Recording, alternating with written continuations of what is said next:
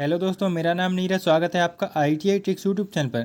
दोस्तों, इस वीडियो में हम DRDO सेप्टेम्बर 11 एग्ज़ाम जो 2026 में होने वाला है, इसके लिए ट्रेड थ्योरी के टॉप 20 MCQ सॉल्व करेंगे। दोस्तों, यह क्वेश्चन हमने DRDO के पिछले जो एग्ज़ाम हुए हैं उनकी आंसर की से लिए हैं और यह टेक्निकल क्वेश्चन बाकी सभी एग्जाम में बार बार पूछे जाते हैं। दोस्तों मैकेनिकल ट्रेड जैसे फिटर, टर्नर, मशीनिस्ट के लिए यह क्वेश्चन बहुत ही महत्वपूर्ण है, क्योंकि DRDO सेप्टेम्बर 11 एग्ज़ाम में यह क्वेश्चन आएंगे ही।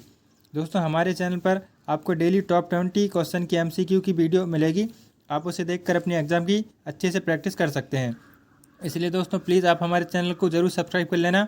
तो चलिए शुरू करते हैं हमारा वीडियो। पहला क्वेश्चन है, कौन सी गतिविधि ड्रिलिंग करते समय ड्रिल बिट के अत्यधिक घिसना और आवाज़ करने का कारण बनती है?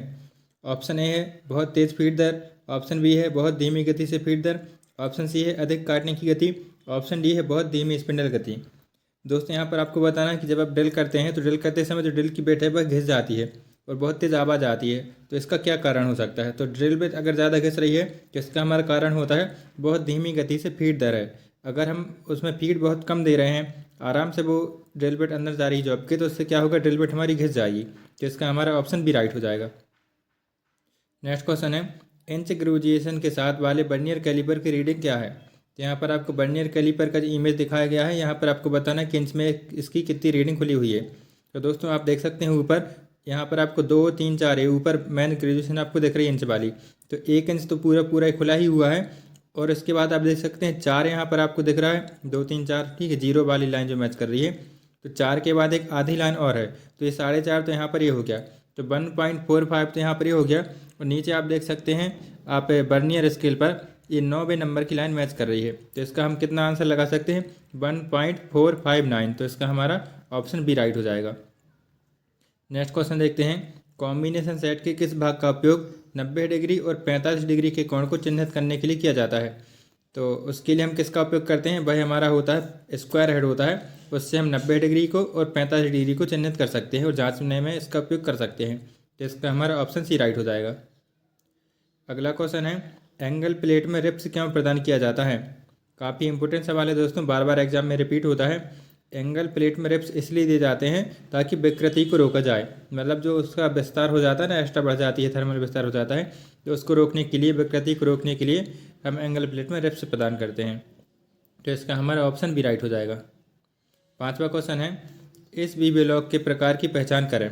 यहाँ पर आपको बी ब्लॉक का इमेज दिखाया गया है, आपको बताना है कि कौन से प्रकार का है। दोस्तों, जो बी ब्लॉक हैं वह हम बता सकते हैं इनके ग्रुप के द्वारा कि इसमें कितने ग्रुप हैं, फिर कितने लेवल कटे हुए हैं। उस हिसाब से हम ग्रुप बी ब्लॉक की पहचान करते हैं। तो यहाँ पर आप देख सकते हैं ये हमारा डबल लेवल वाला बी ब्लॉक है। ऊपर और नीचे दोनों साइड इसमें लेवल आपको दिख रहे हैं। ग्रुप आपको एक दिख रहा है, साइड में जो रहता है उसको ग्रुप बोलते हैं। तो ये सिंगल ग्रुप है, तो इसका हम राइट आंसर क्या लगाएंगे? Double level single group B block. Next question है, स्टील की कितनी कार्बन कंटेंट फोर्ज हो सकती है? तो स्टील में कितना कार्बन मिला सकते हैं भाई, आपको बताना है। तो स्टील में दोस्तों हम 1.7% कार्बन मिला सकते हैं, तो वो उसमें इतना फोर्ज हो सकता है। जिसका हमारा ऑप्शन बी राइट हो जाएगा। 7वां क्वेश्चन देखते हैं, कास्ट आयरन में ड्रिलिंग के लिए किस कटिंग फ्लूइड का उपयोग किया जाता है? काफ़ी इंपॉर्टेंट सवाल है दोस्तों, एग्जाम में बार बार आता है ये। तो कास्ट आयरन में हम किसका उपयोग करते हैं? कास्ट आयरन को तो सूखा से लाते हैं दोस्तों, तो इसका हम राइट आंसर लगा सकते हैं ड्राई एयर जेट। तो ये आप काफ़ी इंपॉर्टेंट सवाल है। और जो हमारा एल्यूमिनियम होता है, तो एल्यूमिनियम में हम किसका उपयोग करते हैं? कैरोसिन का उपयोग करते हैं, ये भी बार बार एग्जाम में आता है। तो चलिए 8वां क्वेश्चन देखते हैं, रेडियल ड्रिल मशीन में एक्स के रूप में चिन्हित भाग का नाम दें। तो यहाँ पर आपको रेडियल ड्रिल मशीन का चित्र दिखाया गया है, आपको बताना है कि जो एक्स में चिन्हित कर रहा है इसको हम क्या बोलते हैं। तो ये हमारा होता है क्या?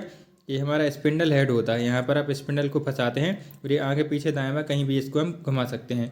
तो 8वें का हमारा ऑप्शन डी राइट हो जाएगा, स्पिंडल हेड। 9वां क्वेश्चन देखते हैं,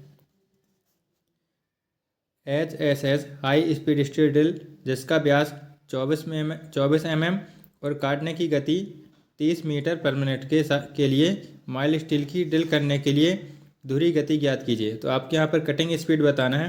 तो कटिंग स्पीड का फार्मूला अगर आपको याद होगा तो आप इसको सॉल्व कर सकते हैं। तो दोस्तों कटिंग स्पीड का फार्मूला क्या होता है? π/1000। ये फार्मूला इसका होता है। पाई का वैल्यू आप रखेंगे 22/7। डी यहाँ पर आपको दिखाया गया है, व्यास का मान 24 mm है और एन मतलब आप बता सकते हैं इसकी गति कितनी है, ठीक, काटने की गति, आरपीएम उसको भी हम बोल सकते हैं। तो 30 मीटर पर मिनट ये है। तो इनको हम फार्मूला में रखेंगे और जो भी जैसे कट रहा होगा उसको हम काटेंगे। तो राइट आंसर हमारा कितना आएगा, आप इसको सॉल्व करके देख सकते हैं दोस्तों। तो ये हमारा 400 आरपीएम इसका आ जाएगी यही कटिंग स्पीड। तो इसका हमारा ऑप्शन सी राइट हो जाएगा।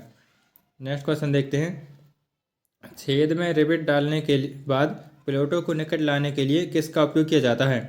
तो जब हम प्लेटों को निकट लाते हैं, रिवेट जैसे हमने लगा दी है, तो उसके बाद दोनों प्लेटों को एकदम सटा के हम उसमें रिवेटिंग करेंगे। तो उसके लिए हम किसका उपयोग करते हैं, रिवेट सेट का उपयोग करते हैं दोस्तों। तो इसका हमारा ऑप्शन सी राइट हो जाएगा। 11वां क्वेश्चन देखते हैं। बैंड स्निप का उपयोग क्या है। तो बैंड स्निप का क्या फ़ायदा होता है, क्या उसका काम रहता है। तो वह हमारा होता है सर्कुलर कट लगाने के लिए। जब भी हमें गोलाकार या सर्कुलर या कोई भी कर्व में काटना होता है तो हम बैंड स्निप का उपयोग करते हैं। तो हमारा डी आंसर इसका राइट हो जाएगा। 12वां क्वेश्चन है। लीवर शियर के इस भाग का नाम बताएं जो एक्स के रूप में चिन्हित है। तो यहाँ पर आपको लीवर शियर दिख रहा है। तो नीचे वाले भाग को हम क्या बोलते हैं, निचला ब्लेड बोलते हैं। ऊपर वाले को ऊपरी ब्लेड बोलते हैं। और ऊपर जो दिख रहा है उसको हम आर्म बोलते हैं, लीवर आर्म। तो इसका हमारा निचला ब्लेड, ऑप्शन सी राइट हो जाएगा। नेक्स्ट क्वेश्चन देखते हैं। इस सीट मेटल ऑपरेशन का नाम बताएं। तो यहाँ पर आपको सीट मेटल वाला जो औजार दिख रहा है ना, इसको हम क्या बोलते हैं, एक ग्रूविंग होता है। तो ग्रूविंग का उपयोग कहाँ किया जाता है, सीम को लॉक करने के लिए। तो सीमिंग ऑपरेशन हो रहा है सीट मेटल में। आपको जो यहाँ पर दिख रहा है इसको हम क्या बोलते हैं, ग्रूव बोलते हैं। तो इसका हमारा ऑप्शन ए राइट हो जाएगा। 14वां क्वेश्चन है। जिंक कोटेड आयरन का नाम बताइए। यहाँ पर आपको ऐसे आयरन का नाम बताना है लोहे का जिसमें जिंक की कोटिंग की जाती है। तो उसको हम क्या बोलते हैं, जीआई शीट बोलते हैं। जीआई मतलब क्या होता है, जस्तीकरण, ठीक है, जस्ता चढ़ा हुआ लोहा, इसको हम बोलते हैं। तो इसका हमारा ऑप्शन डी राइट हो जाएगा। 15वां क्वेश्चन देखते हैं। 2000 mm की लंबाई, 500 mm की चौड़ाई, 4 मिलीमीटर की मोटाई और 7.85 ग्राम पर सेंटीमीटर क्यूब के घनत्व वाले स्टील प्लेट की वजन की गणना करें। तो यहाँ पर आपको दोस्तों ये क्वेश्चन पूछे कि वजन यहाँ पर जो लिखा हुआ है, लेकिन इसको हम कैसे सॉल्व करेंगे। जो हमारा द्रव्यमान वाला फार्मूला होता है ना, द्रव्यमान बराबर घनत्व बटे आयतन। तो इसका हम फार्मूला लगा देंगे, जो द्रव्यमान वाला फार्मूला होता है, तो उससे हम इसका राइट आंसर लगा सकते हैं दोस्तों। और आयतन कैसे निकालना रहता है, तो आयतन का जो फार्मूला रहता है लंबाई गुणा चौड़ाई गुणा ऊंचाई। तो 2500 और 4 इनका हम जब मल्टीप्लाई करेंगे जो भी आंसर आएगा वह हमारा द्रव्यमान होगा। और यहाँ पर घनत्व इसका दिखाया ही गया है, इसका कितना घनत्व डेंसिटी है। तो इसको हम फार्मूला में सॉल्व करेंगे तो कितना राइट आंसर आएगा, 31.4 kg इसका राइट आंसर आएगा। तो हमारे 15वें का ऑप्शन भी राइट हो जाएगा। नेक्स्ट क्वेश्चन है। जंग और घर्षण के लिए कौन सी शीट धातु अत्यधिक प्रतिरोधी है। तो जंग और घर्षण से बचाने के लिए सबसे अच्छा कौन सी धातु होती है, एल्यूमिनियम होती है। यह काफ़ी अच्छी धातु होती है, इसका वजन भी काफ़ी हल्का होता है। इसका उपयोग हम कहाँ करते हैं, ज़्यादातर जो हवाई जहाज़ बनाने वाले कारखाने होते हैं वहाँ पर इसका उपयोग किया जाता है। तो इसका हमारा ऑप्शन सी राइट हो जाएगा। 17वां क्वेश्चन है। नियमित षष्ठभुज के फ्लैट से फ्लैट तक का साइज की गणना करने का सूत्र क्या है। तो हेक्सागन को एक फ्लैट से दूसरे फ्लैट तक की दूरी हम कैसे नापते हैं, उसको साइज निकालने का जो फार्मूला होता है दोस्तों वह हमारा होता है √3a होता है इसका फार्मूला। तो इसका हमारा ऑप्शन सी राइट हो जाएगा। 18वां क्वेश्चन है। सीट मेटल वर्क में स्टैक का उपयोग क्या है। तो सीट मेटल वर्क में हम स्टैक का जो उपयोग करते हैं उसका क्या फ़ायदा होता है, उसको हम बोलते हैं दोस्तों सपोर्टिंग पीस बोलते हैं। ये सपोर्टिंग औजार होता है जो सहारा देने के लिए हम उपयोग करते हैं स्टैक का। अलग अलग प्रकार के स्टैक आते हैं, हैचेट स्टैक आता है, फनल स्टैक आता है, हाफ मून स्टैक आता है। तो ये स्टैक होते हैं, इसका काम सिर्फ रहता है सहारा देना। तो इसको हम सपोर्टिंग औजार बोल सकते हैं। तो 18वें क्वेश्चन का हमारा बी आंसर राइट हो जाएगा। 19वां क्वेश्चन है। सोल्डर की सामग्री क्या है। तो सोल्डर कैसे बनाया जाता है दोस्तों, सोल्डर में जो टिन और लेड हो सकता है या तो फिर कोई एक अकेला धातु भी हो सकता है। तो उसको हम क्या बोल सकते हैं, शुद्ध धातु या मिश्र धातु बोल सकते हैं। तो मिश्र धातु में क्या आता है, सोल्डर में टिन और लेड मिला हुआ है तो उसको मिश्र धातु बोलेंगे। और पीतल से भी बना होता है जो हमारा सोल्डर होता है। तो इसका हमारा ऑप्शन सी राइट हो जाएगा 19वें क्वेश्चन का। देखते हैं दोस्तों लास्ट क्वेश्चन हमारा। स्टील की सोल्डरिंग के लिए किस फ्लक्स का उपयोग किया जाता है। तो स्टील के लिए हम किसका उपयोग करते हैं, अमोनियम क्लोराइड का उपयोग करते हैं। काफ़ी इंपॉर्टेंट सवाल ये बार बार एग्जाम में रिपीट होता है। सोल्डरिंग के लिए स्टील की किस फ्लक्स का उपयोग किया जाता है, तो भाई अमोनियम क्लोराइड होता है। तो दोस्तों ये हमारे टोटल टॉप 20 क्वेश्चन कंप्लीट हो गए हैं। यहाँ पर आप इसका आंसर की भी देख सकते हैं। तो दोस्तों प्लीज़ हमारे चैनल को ज़रूर सब्सक्राइब कर लेना, यहाँ पर आपको इसी तरीके के और भी इंपॉर्टेंट क्वेश्चन मिलते रहेंगे। और दोस्तों अगर आपको इसका PDF चाहिए तो आप हमारे व्हाट्सएप ग्रुप पर ऐड हो जाइए, हम आपको इसका वहाँ पर PDF दे देंगे। और हमारे डिस्क्रिप्शन में दी गए लिंक से भी आप इसका PDF डाउनलोड कर सकते हैं। तो चलिए दोस्तों, मिलते हैं अगले वीडियो पर। तब तक के लिए आपका बहुत बहुत धन्यवाद।